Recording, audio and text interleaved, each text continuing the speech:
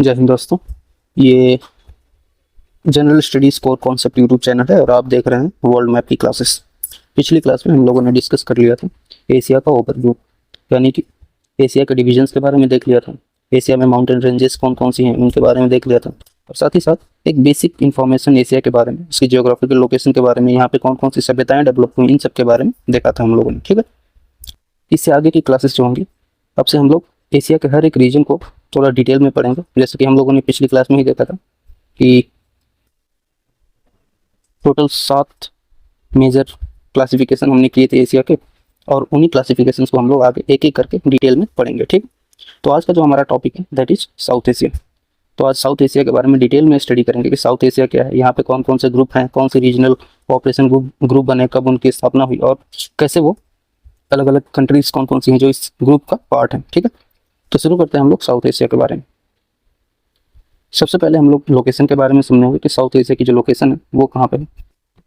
तो अगर आप एशिया के पॉलिटिकल मैप में देखो, ठीक है, तो एशिया के पॉलिटिकल मैप में जो साउथ का रीजन है that is south Asia. South Asia, okay, ऊपर नॉर्थ एशिया है, यहाँ पे ईस्ट और इधर वेस्ट एशिया। तो बेसिकली जो साउथ का रीजन है that is south Asia. So it is situated in south of Asia, okay, that's why it is known as South Asia। South Asia की जो कंट्रीज हैं ये आपस में आई और मिल करके इन लोगों ने डिसाइड किया ग्रुप बनाने का 1985 में, ओके, 1985 में एक ग्रुप बना, that was known as SAARC, South Asian Association for Regional cooperation,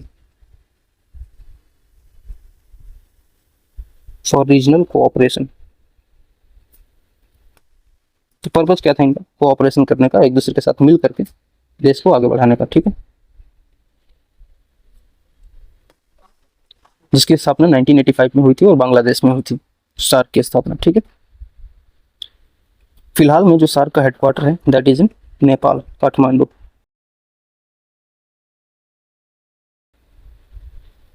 that is the capital city of Nepal, okay. तो नेपाल के काठमांडू में सार्क की जो हेडक्वार्टर है वो प्रेजेंट है। और जो सार्क में टोटल कंट्रीज है that are 8 in the number, total 8 countries है। कौन कौन सी कंट्रीज हैं उन सब के बारे में हम लोग अभी डिटेल से स्टडी करने वाले हैं।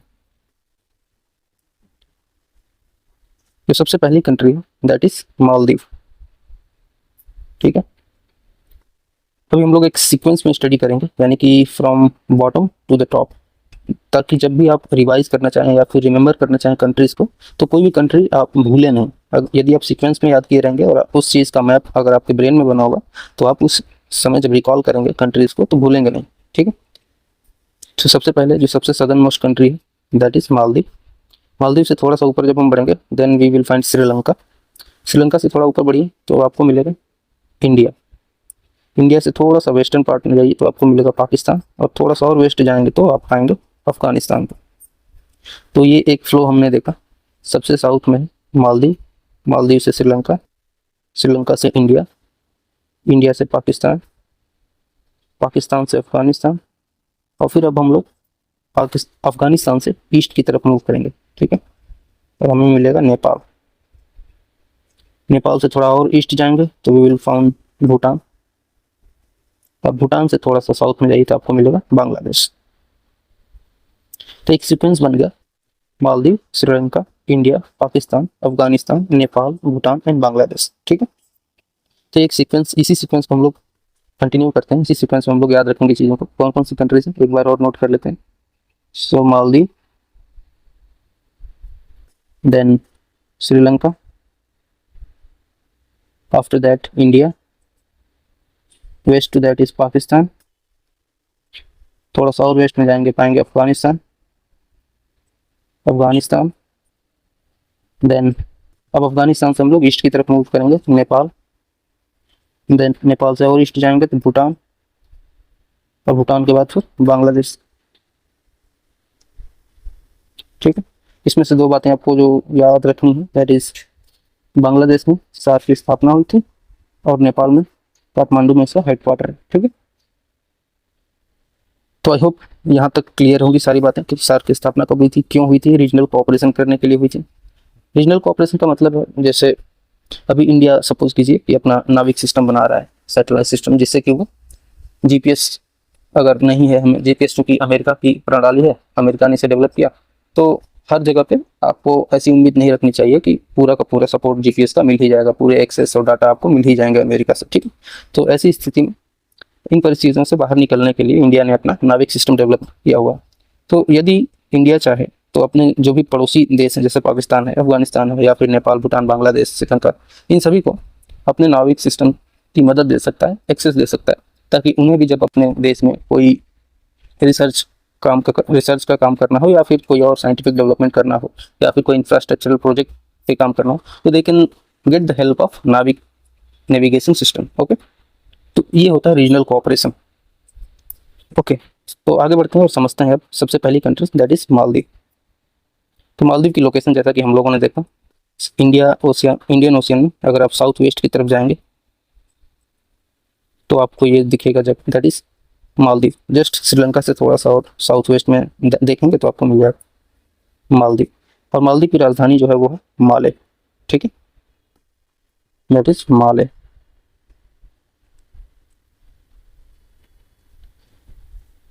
वैसे मालदीव में जो करेंसी है दैट इज नोन एज रुपया, जैसे इंडिया में रुपया है वैसे ही वहाँ पे रुपया, मालदीवियन रुपया। ओके, और जो लैंग्वेज बोली जाती है मालदीव में दैट इज दिवेही, दिवेही, दिवेही। लगभग 98% से ज़्यादा पॉपुलेशन दिवेही ही बोलती है वहाँ पे, ठीक है। और मालदीव की जो इकॉनमी है that is based on tourism, tourism based economy, because उस देश का जो एवरेज सी लेवल है दैट इज अराउंड 1.5 मीटर, यानी कि समुद्र से आपकी जो एवरेज ऊंचाई है वो 1.5 मीटर से ज़्यादा है ही नहीं। और ऐसी स्थिति में आप अगर डेवलपमेंट करना चाहें, कोई इंफ्रास्ट्रक्चरल प्रोजेक्ट लगाना चाहें, या फिर कोई इंडस्ट्री लगाना चाहें, तो ये बहुत ही बड़ा रिस्क का काम है, क्योंकि सी लेवल राइजिंग का कंसर्न सबको पता है। तो इसलिए इन लोगों ने सस्टेनेबल जो डेवलपमेंट के लिए टूरिज्म को ही अपना व्यवसाय चुना। और लगभग 90% से ज़्यादा जो पूरे स्टेट की इकॉनमी है, पूरे कंट्री की जो इकॉनमी है that is dependent on tourism sector. Okay, जो मालदीव की पार्लियामेंट है that is known as Majlis, Majlis. Okay, तो ये कुछ बेसिक इन्फॉर्मेशन थी जो कि मालदीव के बारे में हम लोगों को जानना चाहिए। कैपिटल माले में है, यहाँ पे करेंसी जो चलती है वो है रुपया, यहाँ की जो लैंग्वेज है दिवेही, इकॉनमी टूरिज्म बेस्ड है, सी लेवल का जो औसत ऊंचाई है दैट इज 1.5 मीटर, और पार्लियामेंट को हम लोग मजलिस के नाम से जानते हैं। वेल, इंडिया और मालदीव के अगर रिलेशंस की बात करें तो पूर्ववत, यानी कि पहले तो इंडिया और मालदीव के रिलेशन ठीक ठाक था, अच्छे थे, लेकिन रिसेंट में काफ़ी ज़्यादा उतार चढ़ाव देखने को मिला। स्पेशली जो नए प्रेसिडेंट बने हैं मोहम्मद मुइज़, जिन्होंने 17 नवंबर 2023 से कार्यभार संभाला है, जब से ये प्रेसिडेंट बने तब से थोड़ा सा इंडिया और मालदीव के रिलेशंस में खटास बढ़ी है। इससे पहले यहाँ के प्रेसिडेंट बनने से पहले ये माले के मेयर भी रह चुके हैं, ठीक है। और जो मुइज़ है इज प्रो चाइना, थोड़ा चाइना को ज़्यादा फेवर करते हैं, लेकिन इनको चाइना की पॉलिसी के बारे में भी जानना चाहिए, ठीक है। तो चाइना की जो पॉलिसी है दैट इज न्यू कॉलोनियलिज्म, नव उपनिवेशवाद।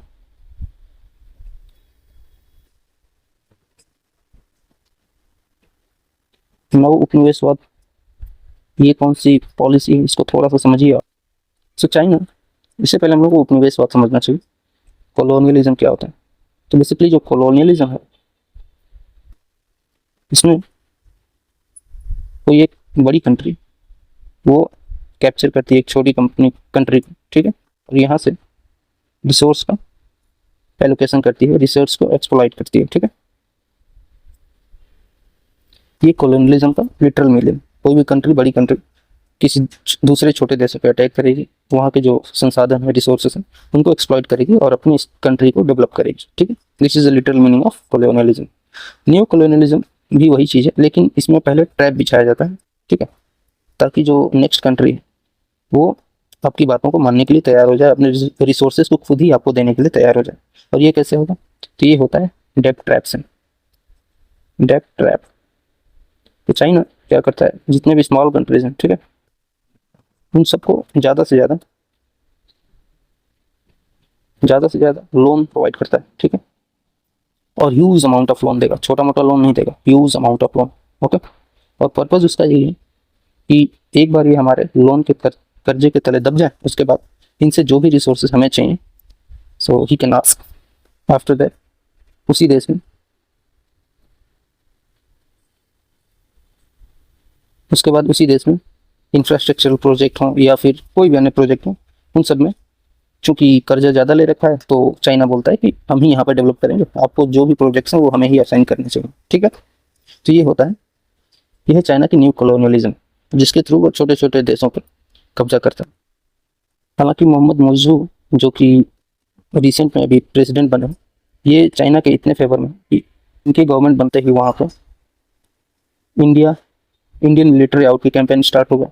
और साथ ही साथ रिसेंट में हम लोगों ने देखा कि वहाँ पे योगा करते हुए लोगों को इंटरनेशनल योगा डे पे जो लोग योगा कर रहे थे, वहाँ पे पब्लिक ने उनको बोला कि नहीं, आप योगा नहीं कर सकते क्योंकि हम इस्लामिक कंट्री में और आप कुछ और ही फॉलो कर रहे हो किसी और कंट्री की, सो ये हमारे उसूलों के खिलाफ है, और आप जो लोग वहाँ योगा कर रहे थे उनको मना कर दिया योगा करने से, ठीक है। तो ये सारी चीज़ें रिसेंट में अभी हम लोगों ने देखने को मिला। लेकिन ऐसा डेवलपमेंट हुआ क्यों, इसके लिए हम लोगों को थोड़ा सा मालदीव की जो पॉलिटिकल हिस्ट्री है उसको थोड़ा सा एक नज़र देखेंगे तो चीज़ें हमें समझ में आएंगी कि ऐसा क्यों हुआ। सो ये बात स्टार्ट होती है बहुत पहले ही। यहाँ पे आपको दिख रहा है कि इस अब्दुल्ला यामी, और ये प्रेसिडेंट थे 2013 से 2018 का जो टर्म था, उस समय मालदीव के प्रेसिडेंट थे। और इनकी जो पार्टी थी that was progressive party of Maldives, ppm. और इसी पार्टी के मेंबर थे मोहम्मद मुइज़ू, जो कि उस समय पे माले के मेयर थे, ठीक है। इससे पहले जब प्रेसिडेंट बने, इससे पहले वो माले के मेयर थे और पीपीएम से ही एसोसिएटेड थे मोहम्मद मुइज़ू। लेकिन इन्होंने, ये प्रो चाइना थे और चाइना को बहुत ही ज़्यादा इन्होंने फेवर किया, जिसकी वजह से चाइना के जो ढेर सारे डेवलपमेंट वर्क थे वो स्टार्ट हो गए मालदीव के अंदर।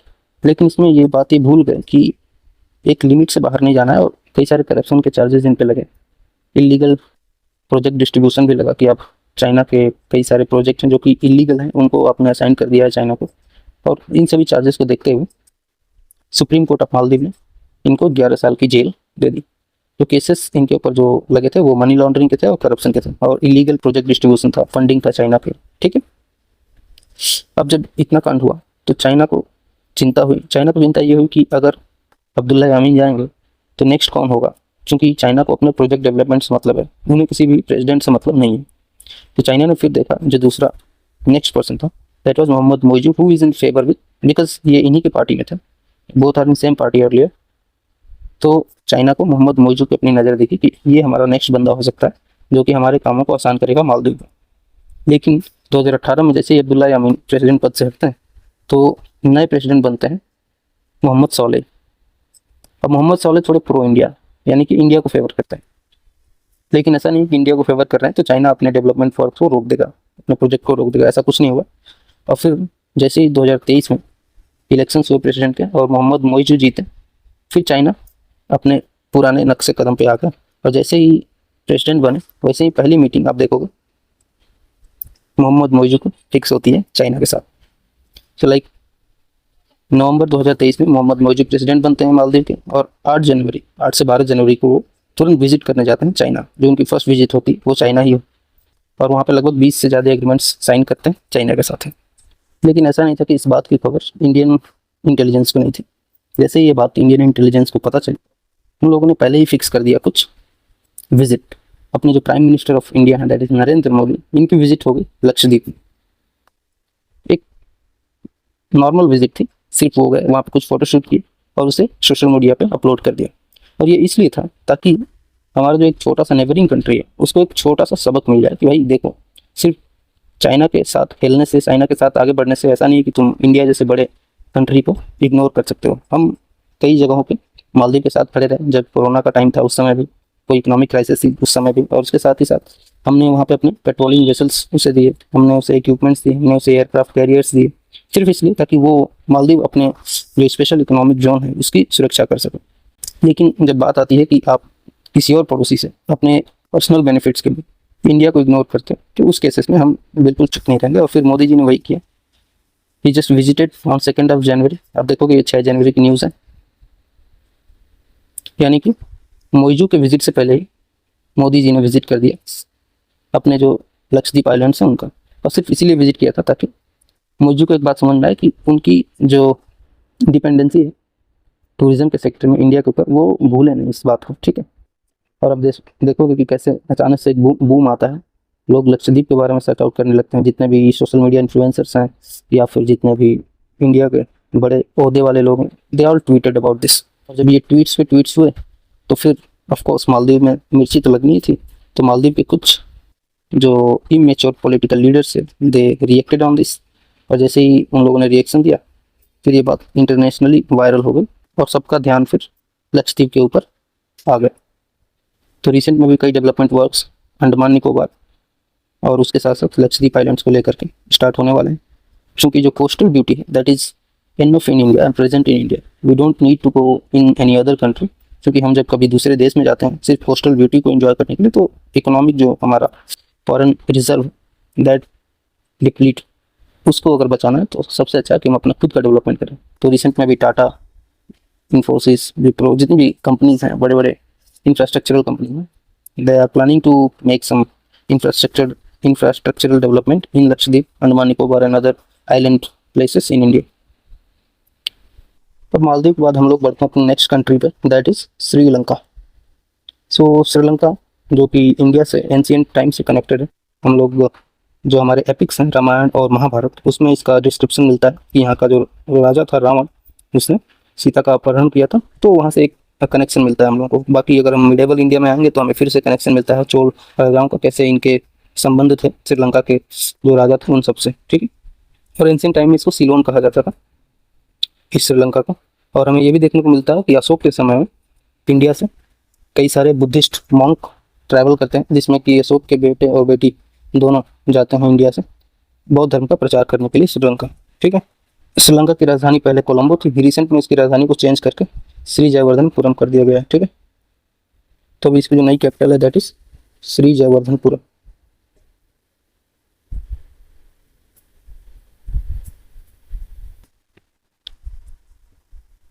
अगर आप इसको फिजिकल मैप में देखोगे तो it is connected with Ram Setu. तो श्रीलंका और इंडिया के बीच का जो connection that is with the Ram Setu. आप यहाँ पे अगर ध्यान से देखोगे तो ये एक ब्रिज है जिसको हम लोग राम सेतु के नाम से जानते हैं, और यही ब्रिज जो है इंडिया और श्रीलंका के बीच एक कनेक्शन का काम करता है। राम सेतु, राम सेतु, ओके। इसको इंग्लिश में हम लोग एडम्स ब्रिज भी बोलते हैं, एडम्स ब्रिज। एडम्स और ईव की जो स्टोरी है ये क्रिश्चियनिटी की स्टोरी है जो कि बाइबल में आती है, और राम सेतु का जो हम लोग का स्टोरी है that is in Ramayana, okay.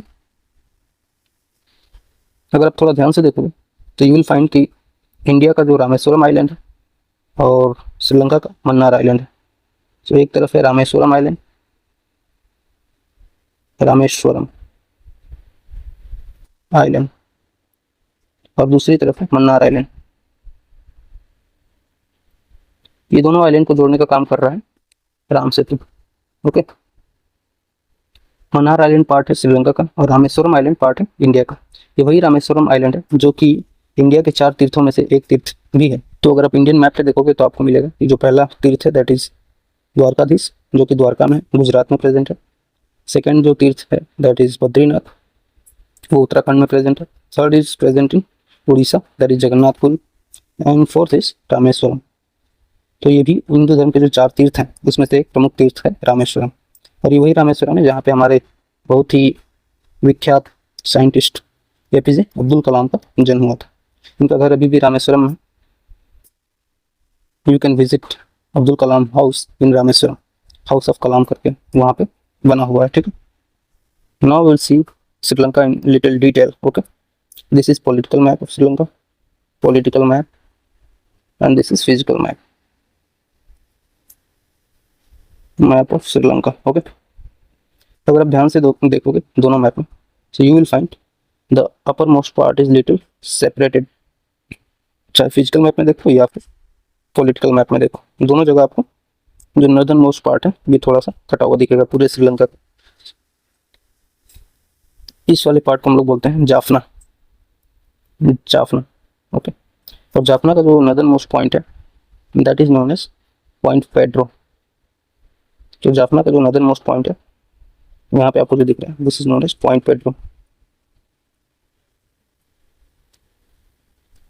और जो जाफना का सेपरेशन है ये होता है एलिफेंटा पास से। ओके, तो एक एलिफेंटा पास है जो सेपरेट करती है जाफना को जो मेनलैंड श्रीलंका उससे। अगर जाफना से हम थोड़ा सा नीचे आएंगे तो हमको दिखेगा मन्नार आइलैंड। ये वही मन्नार आइलैंड है जो एडम्स ब्रिज या राम सेतु से जुड़ा हुआ है इंडिया से। ठीक है, इसी मन्नार आइलैंड के नाम पे पड़ा हुआ है गल्फ ऑफ मन्नार। यहाँ पे आपको एक गल्फ दिखेगी, गल्फ ऑफ मन्नार, मन्नार की खाड़ी भी जिसे बोलते हैं। तो मन्नार, गल्फ ऑफ मन्नार का नाम किससे पड़ा हुआ? मन्नार आइलैंड, जो कि प्रेजेंट है श्रीलंका में। अगर आप पॉइंट पेड्रो जो हम लोगों ने पहला पॉइंट डिस्कस किया था यहाँ से थोड़ा सा नीचे आएंगे तो you will find Trincomalee. This is Trincomalee. Physical map और पॉलिटिकल मैप दोनों में देख सकते हैं Trincomalee. Trincomalee basically oil depot है। क्या है? Oil depot. Oil depot, oil depot का मतलब यहाँ पे ढेर सारे ऑयल के कुएं बने हुए हैं, तेल के कुएं, जिसमें कि ऑयल को प्रिजर्व करके रखा जाता है, कच्चे तेल को प्रिजर्व करके रखा जाता है। जब भी हमें नीड होगी हम वहाँ से तेल को लेंगे, तो उसको रिफाइन करेंगे रिफाइनरी में और यूज़ करेंगे। ठीक है, तो ऑयल रिजर्व बेसिकली जो बनाए जाते हैं वो ज़मीन के अंदर बनाए जाते हैं और उसका ढेर सारा कलेक्शन आपको देखने को मिलेगा ट्रैंकोमाली में। और रिसेंट में अभी इंडिया ने श्रीलंका के साथ मिल करके इन ऑयल डिपो को डेवलप करने का खर्चा उठाया है। बोला है कि हम इसको डेवलप करेंगे और जब भी हमें ज़रूरत होगी तो हम भी इसे यूज़ करेंगे। ठीक है, so that place is known as Trincomalee, जहाँ पे ढेर सारे ऑयल रिजर्व है श्रीलंका के। ट्रैंकोमाली से हम थोड़ा नीचे आएंगे तो हमें दिखाई देगा हम्बनटोटा। एकदम नीचे वाले पोर्शन पे आएंगे तो यहाँ पे this is known as Hambantota. इस हम्बनटोटा की हिस्ट्री काफ़ी पुरानी है और इसको लेकर के कई सारे विवाद होते रहे हैं। इन रिसेंट हम्बनटोटा पे अभी जो रिसेंट में जो पूरा वर्चस्व है वो चाइना का। चाइना ने श्रीलंका को बहुत सारा लोन दिया, जैसा कि हम चाइना की पॉलिसी जानते हैं न्यू कॉलोनियलिज्म, तो उसको फॉलो करते हुए उसने श्रीलंका को बहुत सारा लोन दिया। उसको बोला कि हम इस हम्बनटोटा को डेवलप करेंगे, यहाँ पे एयरपोर्ट बनाएंगे, यहाँ पे सी पोर्ट बनाएंगे, इसको इतना डेवलप करेंगे कि पूरे देश से लोग यहाँ पे आना पसंद करेंगे, लोग आएंगे और इससे आपकी इकॉनमी बहुत ही बूस्ट हो जाएगी। लेकिन हुआ इसका उल्टा। श्रीलंका ने यहाँ पे चाइना ने यहाँ पे डेवलपमेंट तो कर दिया, पोर्ट बना दिया, एयरपोर्ट बना दिया, सी पोर्ट बना दिया, लेकिन यहाँ पे आता कोई नहीं, क्योंकि ये एक पोर्ट है। यहाँ पे कोई क्यों जाएगा? वहाँ कोई सीनिक ब्यूटी नहीं है, कोई वो सीनिक ब्यूटी नहीं है, तो it is not very tourist kind of thing. वो टूरिज्म के हिसाब से बहुत ही फेवरेबल जगह नहीं है, तो वहाँ पे कोई जाता नहीं और इससे घाटा हुआ श्रीलंका को। ठीक, और हम लोगों ने जो इकोनॉमिक क्राइसिस देखी थी कोरोना के टाइम पे श्रीलंका का, वो भी उसके पीछे भी एक मुख्य वजह हम्बनटोटा ओवर डेवलपमेंट चाइना के द्वारा करना था। ठीक है, हम्बनटोटा के बाद अगर हम कुछ फिजिकल सेटिंग्स को देखें तो श्रीलंका की जो सबसे लॉन्गेस्ट रिवर है दैट इज नॉन एज महाबली गंगा, जो स्टार्ट होती है और ट्रैंकोमाली पे जाकर के निकलती है इंडियन ओशियन या फिर आप कह लो बे ऑफ बंगाल। ठीक है, और जो श्रीलंका की क्लाइमेट है वो टी और कॉफ़ी के लिए काफ़ी फेवरेबल है। तो सबसे ज़्यादा जो एक्सपोर्ट होता है चाय का वो श्रीलंका करता है आज के समय में। ठीक है, इंडिया से ज़्यादा इवन एक्सपोर्ट है चाय का, श्रीलंकन टी का। तो इन सबको हम एक इमेज में देखते हैं। एक ये जो हमारा सबसे top most region that is known as Jaffna, जो हम लोगों ने देखा, तो जो सबसे नदर्न मोस्ट पार्ट है। यहाँ पे आपको एलिफेंटा पास दिख रहा है, यहाँ पे पॉइंट पेट्रो दिख रहा है, जो कि सबसे टॉप मोस्ट प्लेस है। जो दूसरी इमेज है that is showing Trincomalee oil reserve, Trincomalee oil reserve, जिसको कि इंडिया ने भी डेवलपमेंट करने का काम उठाया है। श्रीलंका के साथ मिल करके इंडिया इसको डेवलप करेगा और यहाँ पे जब भी अपनी ज़रूरत होगी उसके हिसाब से हम भी इसको यूज़ कर सकेंगे। Third is Hambantota, this is Hambantota, जिसको कि चाइना ने डेवलप किया और चाइना के डेब्ट ट्रैप में श्रीलंका इस हम्बनटोटा पोर्ट की वजह से फंस गया।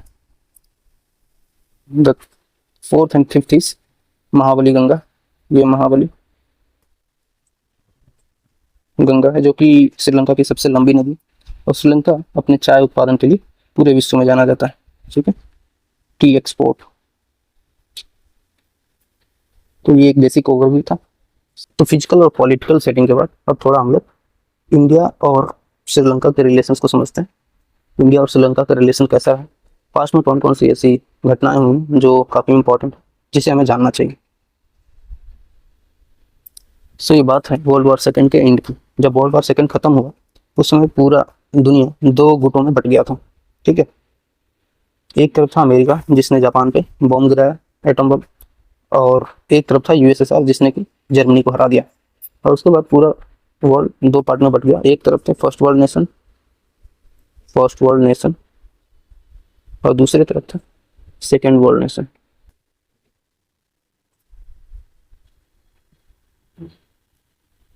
तो जो भी कंट्री यूएसएसआर के फेवर में थी वो सेकेंड वर्ल्ड नेशन से, और जो भी कंट्री अमेरिका के फेवर में थी वो फर्स्ट वर्ल्ड नेशन से। अब इन दोनों के बीच अब पूरी दुनिया में दो ही सुपर पावर उभर रहे थे, एक था अमेरिका और एक था यूएसएसआर। सो एक तरफ है अमेरिका और दूसरी तरफ है यूएसएसआर, जो कि अभी आज का जो रसिया है ये उस समय पे यूएसएसआर हुआ करता था, जो कि बाद में डिसइंटीग्रेट होकर रसिया के रूप में भी बचा हुआ है, ठीक।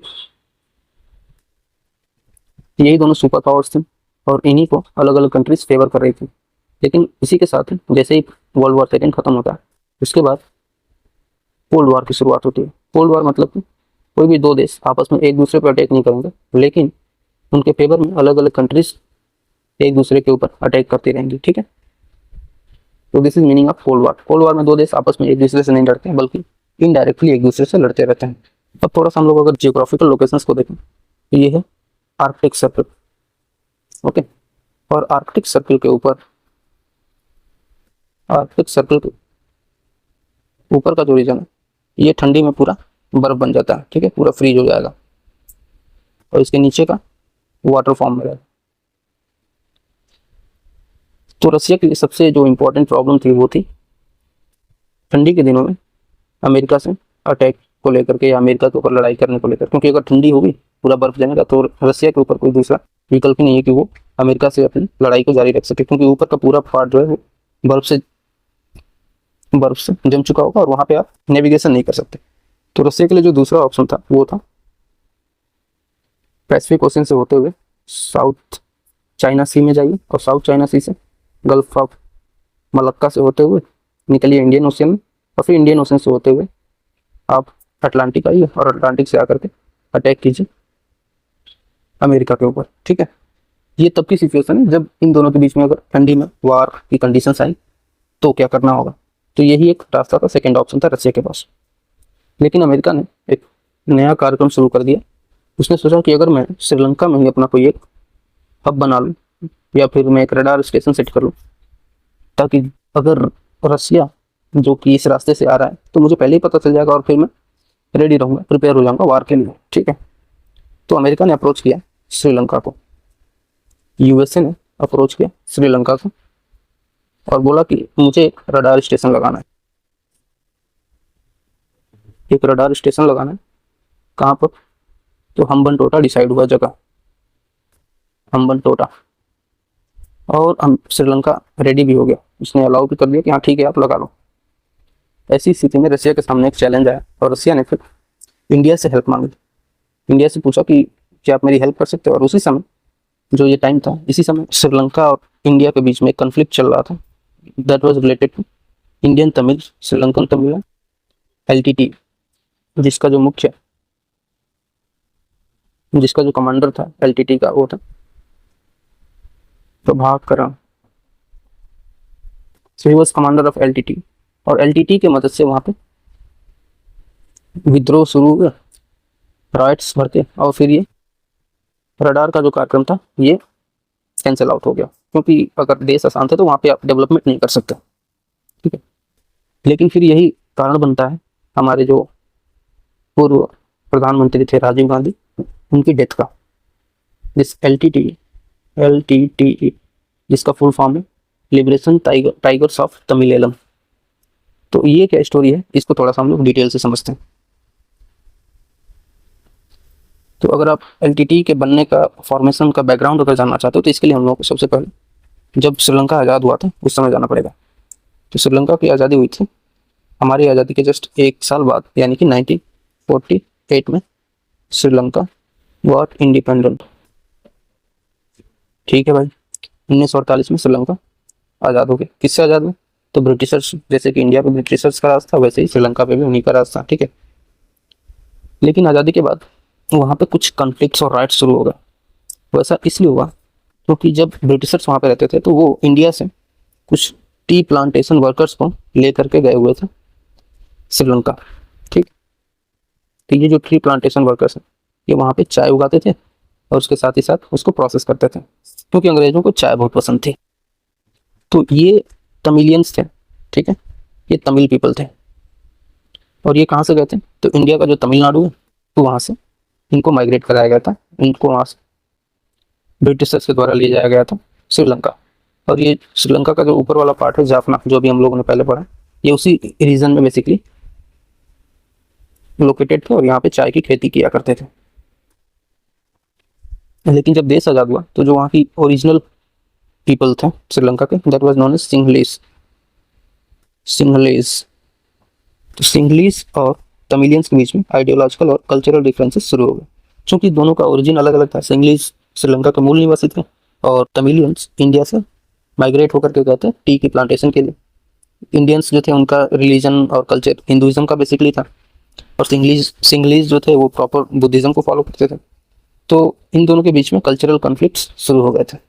और आप देखोगे कि वोटिंग का इश्यू है तमिलियन के, उसको इन लोगों ने छीन लिया। श्रीलंकन्स बोले कि नहीं नहीं, अगर तमिलियंस हैं तो वो लोग वोट नहीं कर सकते। वैसे 1956 में जो वहाँ की ऑफिशियल लैंग्वेज थी वो सिंहलीज को बना दी गई, यानी कि तमिल लैंग्वेज वहाँ की ऑफिशियल लैंग्वेज नहीं रही। और उसके साथ ही 1972 में एक नया कॉन्स्टिट्यूशन बनता जो कि बुद्धिज्म को ही प्राइम रिलीजन के रूप में कंसिडर कर रहा था। अब जब इतने सारे डिस्क्रिमिनेशन होने लगे तमिलियंस के खिलाफ, तो तमिलियंस में से एक बंदा था प्रभाकरण, और यही प्रभाकरण है जिसने एस्टेब्लिश किया एलटीटी को। एलटीटी क्या थी? जो भी हम लोगों ने पीछे देखा था, लिबरेशन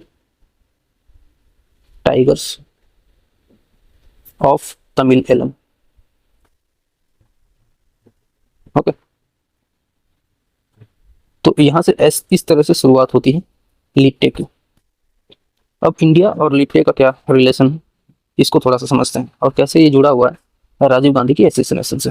तो जैसा कि हम लोगों ने पहले देखा कि जब श्रीलंका में यूएसए ने अपना रडार स्टेशन बनाने का कार्यक्रम शुरू किया, तो इंडिया को एक सपोर्ट चाहिए था जिसकी मदद से इंडिया श्रीलंका के अंदर कुछ ऐसी सिचुएशन अराइज कर दे जिससे कि वहाँ का डेवलपमेंट वर्क रुक जाए। और उस समय के जो तत्कालीन प्रधानमंत्री थे राजीव गांधी, उनको फायदा दिखे प्रभाकरण यानी लिट्टे को देख करके, क्योंकि लिट्टे का पहला जो काम था वो था कि हमें अपने जो राइट्स हैं वो चाहिए। वो अपने राइट्स के लिए लड़ रहे थे। तो liberation tiger of Tamil Eelam और Sri Lankan military army, Sri Lankan military army के बीच में वार शुरू हो गई थी, ठीक है। और ये देखते देखते बहुत ही भीषण रूप लेने लगा था और सिचुएशन वर्स्ट हो रही थी, यानी कि लोग मर रहे थे, राइट्स हो रहे थे अलग अलग जगह पे। और ये इंटरनेशनल इशू भी बनने की कगार पर था कि अब न राजीव गांधी ने अप्रोच रखा और प्रभाकरण से इन्होंने बात करी कि अब हमें इस चीज़ को शांत कर देना चाहिए, अब और ज़्यादा वारफेयर की ज़रूरत नहीं है, जितना डिस्रप्शन हो गया उतना पर्याप्त। और 1987 को एक पीस अकॉर्ड का साइन होता है इंडिया और श्रीलंका के बीच में, और आईपीएफ के उतारी जाती है। आईपीएफ का मतलब इंडियन पीस कीपिंग फोर्स उतारा जाता है श्रीलंका के अंदर। अब ये Indian peace keeping force LTT के अगेंस्ट में काम करना शुरू कर देता है। एलटीटी के कुछ लोगों को मार देता है, कुछ लोगों को बंदी बना लेता है। तो एलटीटी फिर अगेंस्ट हो जाती है इंडियन गवर्नमेंट के और आईपीएफ के, ठीक है। और यही कारण बनता है राजीव गांधी के एसेसिनेशन का, क्योंकि पहले तो उनके अच्छे रिलेशन से इन्होंने इसी पर्पज से उतारा था कि हमें वहाँ पे एक छोटा सा डिस्ट्रप्शन कराना है और उसके साथ ही चीज़ों को एंड कर देना है, वहाँ से फिर बाहर निकल जाना है। लेकिन जब आईपीएफ के एंटर करती है तो ये यहाँ पे मसला पूरा बदल जाता है, क्योंकि पहले वार चल रहा था एलटीटी वर्सेस श्रीलंकन आर्मी, लेकिन अब वारफेयर क्या हो जाता है, LTT versus Indian peace keeping forces. और फिर हम देखते हैं कि राजीव गांधी का एसेसिनेशन प्लान होता है। दो लड़कियां होती हैं, सुभा और धनु। तो सुभा और धनु, सुभा एंड धानु, ये दोनों सुसाइड बॉम्बर थी, ठीक है, सुसाइड बॉम्बर जो कि एसोसिएटेड थी एलटीटी से। और इनको इंडिया में पोस्ट किया था नलिनी श्रीधरन, नलिनी श्रीधरन। तो नलिनी श्रीहरन ने इनको इंडिया में होस्ट किया। हस्बैंड और वाइफ इन दोनों ने मिलकर के सुधा और भानु को इंडिया में होस्ट किया और ये दोनों ने प्लान किया राजीव गांधी के असैसिनेशन का। और जैसा कि बाकी रेस्ट इज हिस्ट्री कि कैसे इन लोगों ने अपने ऊपर बॉम्ब लगा करके और राजीव गांधी की हत्या कर दी थी। हालांकि बाद में इनके ऊपर सुप्रीम कोर्ट में केसेस गया, इनको डेथ सेंटेंसेस भी सुनाया गया। ठीक है, इनको डेथ सेंटेंस सुनाया गया, लेकिन बाद में फिर मर्सी पिटीशन और इन सब की मदद से इनको राहत मिल गई। तो अभी तो ये जिंदा। रिसेंटली इनसे मिलने प्रियंका गांधी भी गई थी। प्रियंका गांधी इनसे मिली जेल में जाकर के। सो this was a brief about Sri Lanka, जिसमें हम लोगों ने कई सारे इंपॉर्टेंट एस्पेक्ट्स को देखा। सबसे पहले हम लोगों ने इसकी जो फिजिकल लोकेशन, जियोग्राफिकल लोकेशन, उसको देखा, कैसे इंडिया और श्रीलंका के बीच में कनेक्शन है उसको देखा। फिर हम लोगों ने इंपॉर्टेंट पॉइंट्स के बारे में डिस्कस किया, जिसमें सबसे इंपॉर्टेंट था जाफना, जो कि सबसे टॉप मोस्ट पॉइंट है। Point Pedro, Elephanta pass, gulf of Mannar. यहाँ पे एक पाक स्ट्रेट है, इसको भी ध्यान में रखिएगा, जो इंडिया और श्रीलंका के बीच में पड़ता है, पाक स्ट्रेट। ठीक है, गल्फ मन्नार और ट्रैंकोमाली, वहाँ पे ऑयल डिपो हम लोगों ने देखा, हम्बनटोटा, जिसको कि रिसेंट में भी डेवलप कर रहा है चाइना। उसके बाद महाबली गंगा के बारे में जाना, जो कि श्रीलंका की सबसे लंबी नदी है, और उसके साथ ही चाय और कॉफ़ी के उत्पादन के बारे में देखा। फिर हम लोगों ने इंडिया और श्रीलंका के बीच में जो रिलेशंस उसके बारे में स्टडी की, और फिर यूएसए और श्रीलंका के बीच का जो रिलेशन था, जिसमें कि रडार स्टेशन को लेकर के, और फिर फाइनली प्रभाकरण और एलटीटी का जो उदय होता है, और फिर वहाँ पे सिविल वॉर की जो सिचुएशन आती है उसके बारे में देखा, और फिर कैसे एलटीटी एसोसिएट होता है राजीव गांधी के असैसिनेशन से, इसके बारे में देखा। So this was some basic facts about Sri Lanka. मिलते हैं किसी अगले क्लास में, तब तक के लिए जय हिंद।